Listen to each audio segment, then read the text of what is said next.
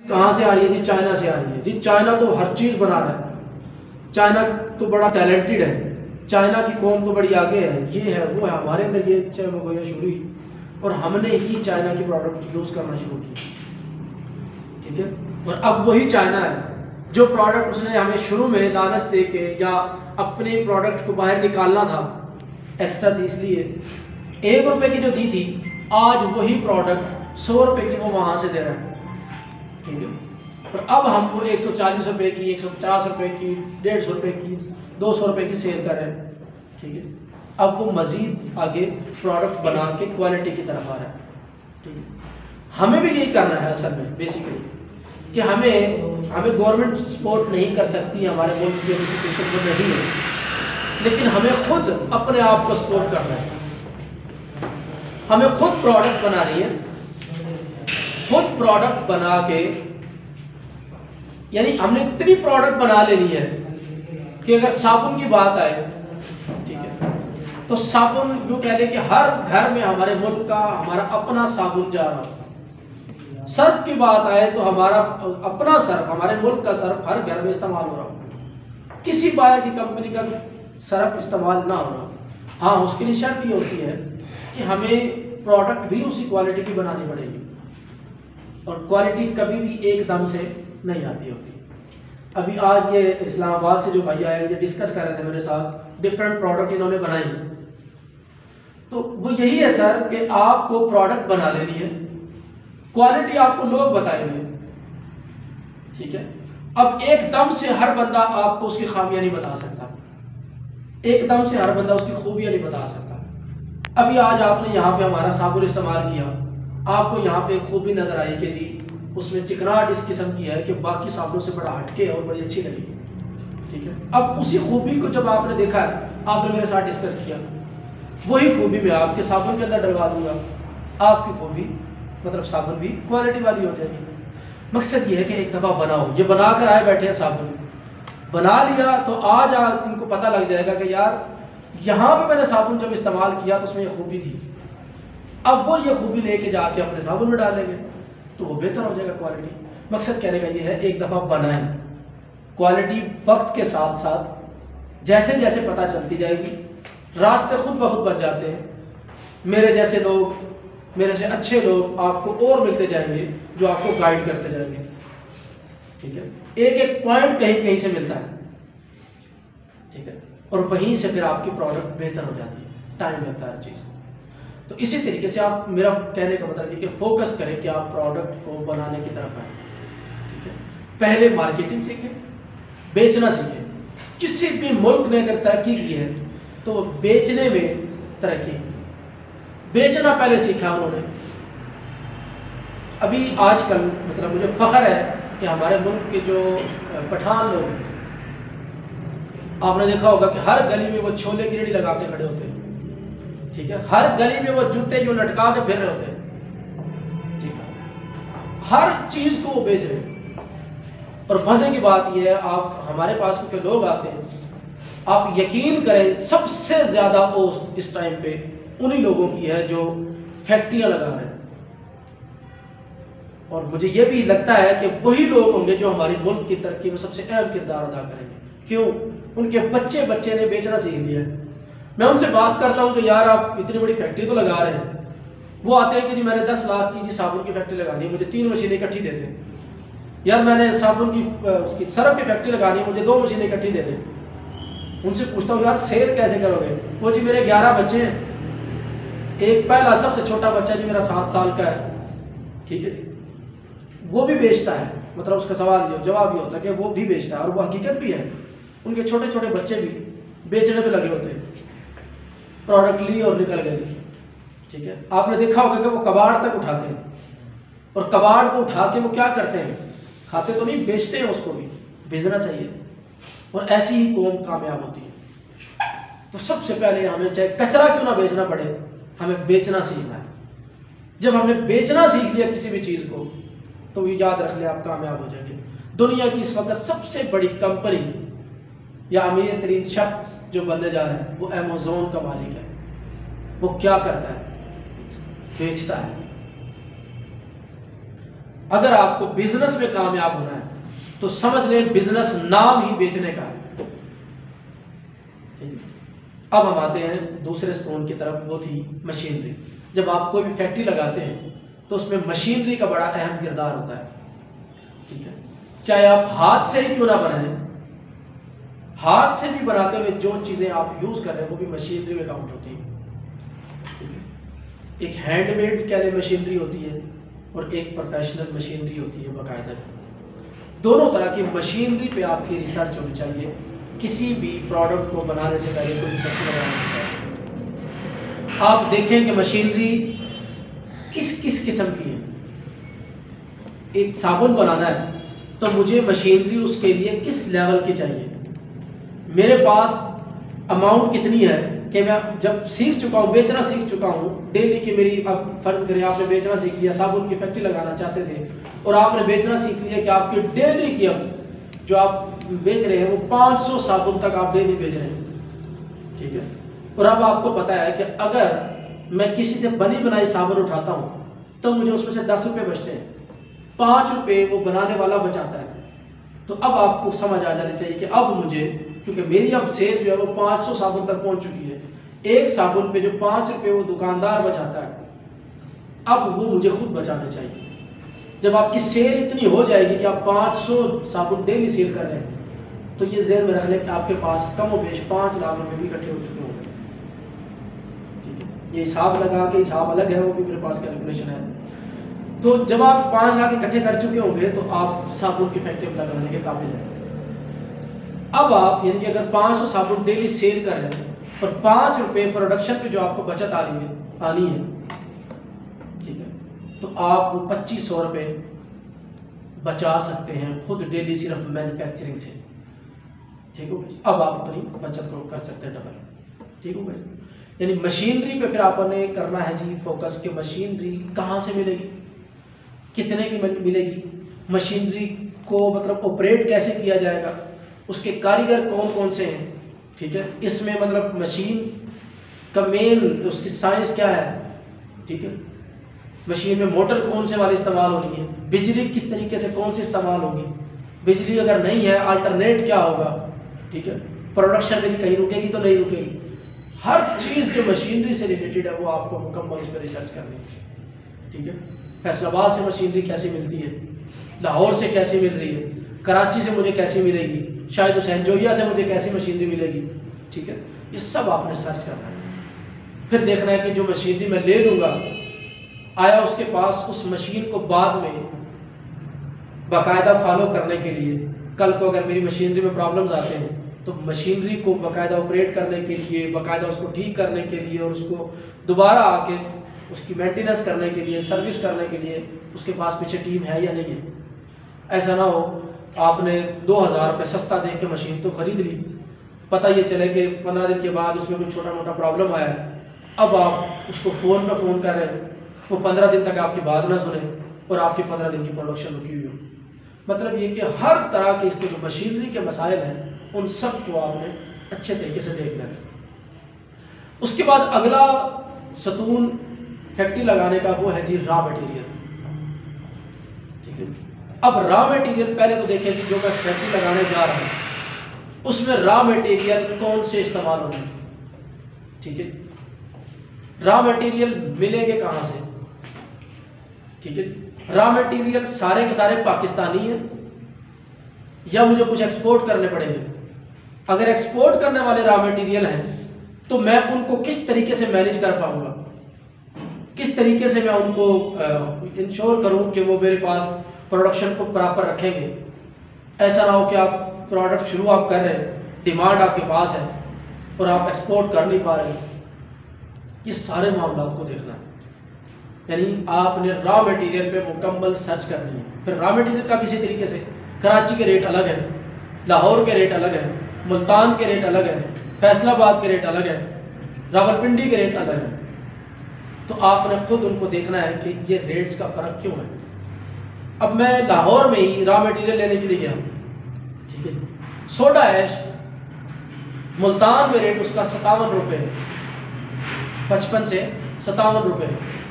यहाँ से मुझे लाहौर की मार्केट से 70 रुपये किलो मिला। समझ रहे? मैंने इसीलिए क्योंकि मैं तो रिसर्चर हूँ, मैं देखता रहता हूँ कि क्या है। मैंने उसको आगे देखा भाई शायद उसकी कोई स्पेशल प्रोडक्ट हो, ऐसा कुछ भी नहीं था। सेम वही चीज़ थी जो मुल्तान से मिल रही थी, ठीक है, सिर्फ रेट के फर्क थे। अब मैं जो बिल्कुल अंधों की तरह इस पर रिसर्च ना करूँ, देखूँ ना, रॉ मटेरियल मैं लाहौर से लेता रहूँ, तो अब आप देख लें कि सिर्फ एक रॉ मटेरियल मेरा जो सोडा ऐश है उस पर फ़र्क कितने रुपए का आ रहा है जी?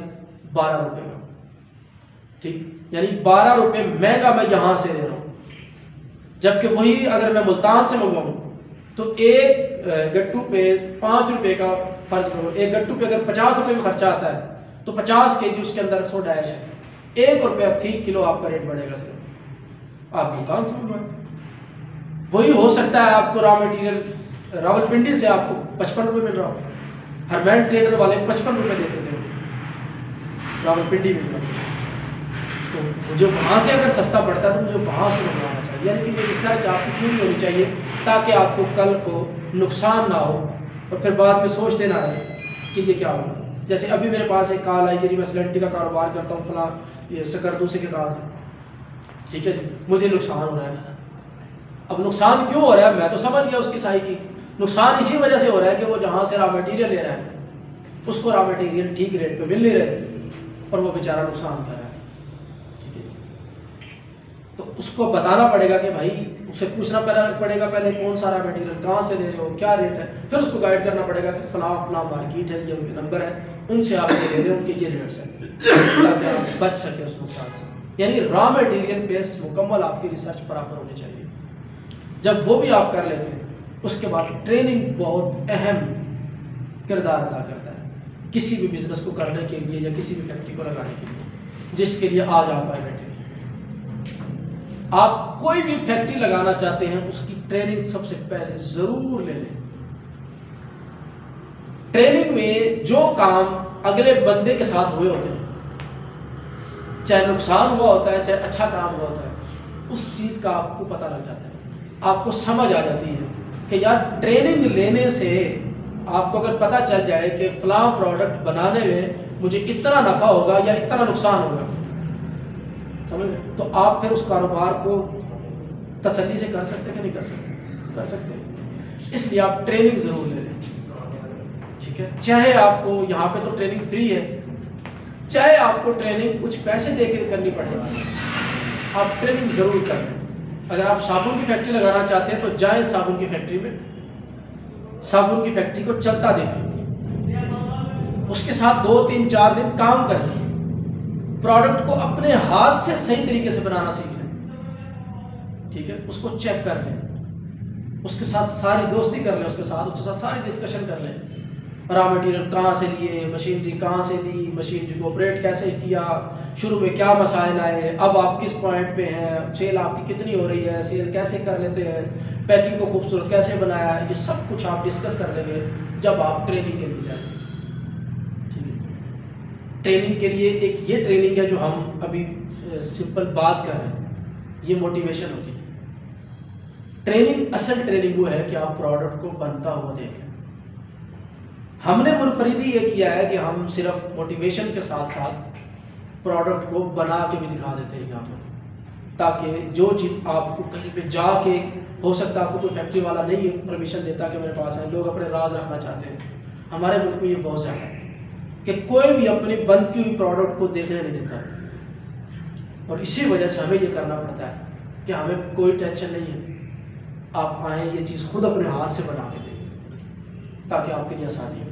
यानी आप ट्रेनिंग जो है वो बहुत अहम किरदार अदा करता है। जब आप ये 4 सतून पे काम कर चुके हों, आपने मार्केटिंग भी सीख ली, प्रोडक्ट को सेल करना सीख लिया, चाहे वो आप अमेज़ोन पे ही करें, चाहे आप दराज पे करें, चाहे आप फेसबुक के ज़रिए करें, चाहे यूट्यूब के ज़रिए करें, चाहे आप इंस्टाग्राम पे आप अपनी एड्स लगाते हैं, चाहे आप टिकटॉक के ज़रिए अपनी वीडियो को, टिकटॉक लोग बनाते हैं, आप क्यों नहीं बनाते कि जी देखें मेरी कैसी साबुन है, ये जो मैं साबुन बनाता हूँ, मैं इसे यूँ नहाता हूँ, टिकटॉक बनानी है, लोगों ने हंसना है, आप हंसा दें लोगों को, आपके प्रोडक्ट की पब्लिसिटी हो जाएगी। जो लाखों रुपया लोग लगा के टीवी पे मशहूरी देते हैं, आप खुद खड़े हो जाए अपनी मशहूरी बना लें, टिकटॉक पे चढ़ा दें, 1.5 मिनट की क्या है, 1 मिनट की 50 सेकंड की बना के चढ़ा दें, और ये सबसे अच्छी तरीका का है। अब तो टिकटॉक खुद वो एक ऐड लगाने लग गया है, तो आप टिकटॉक की ऐड की बना दें, ठीक है, जाए उससे फ़ायदा उठाएं, ठीक है।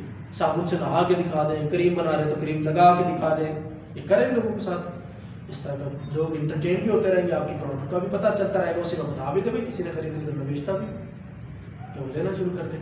मकसद ये कि आप उसकी मार्केटिंग कर लें। उसके बाद मशीनरी पे काम हो गया, उसके बाद रॉ मटेरियल पे आपने काम कर लिया, उसके बाद आपने ट्रेनिंग भी ले ली। अब आप मुकम्मल तौर पे तैयार हैं कि मैं अगर मेरे पास इन्वेस्टमेंट है तो मैं उस जगह पे बगैर सोचे समझे, जिस चीज़ का आपने डिसीजन ले लिया, जिस चीज़ की आपने ट्रेनिंग ली है, जिस चीज़ की मशीनरी पे रिसर्च की है, उस पर आप इन्वेस्टमेंट कर लें। अब आप इंशाल्लाह नाकाम नहीं। अब एक और मेरा तजर्बा है, वो ये है कि लोग 80% लोग ऐसे हैं जो इस प्रोसेस के तहत आते हैं कि वो 5 के 5 स्तून को अगर प्रॉपर स्टडी करके आते हैं, यानी कि इस पे काम करके आते हैं, तो सिर्फ 20% लोग रह जाते हैं जो मैन्युफैक्चरिंग तक पहुंचते हैं या इन्वेस्टमेंट तक पहुंचते हैं। लोग ज़्यादातर यानी कि 40 से 50% तक लोग ऐसे हैं जिनको समझ आ जाती है कि यार जो मार्केटिंग है यानी बेचना है प्रोडक्ट को, जब बेचने लगते हैं तो वो प्रोडक्ट हमारी ऑटोमेटिक मतलब सेल करने में ही, यानी कि उनको इतना मज़ा आता है कि कोई भी प्रोडक्ट उनके सामने आ जाए वो सेल करना शुरू कर देते हैं, और फिर वो जो प्रोडक्ट बनाना चाह रहे होते थे उसको बनाने को भूल जाते हैं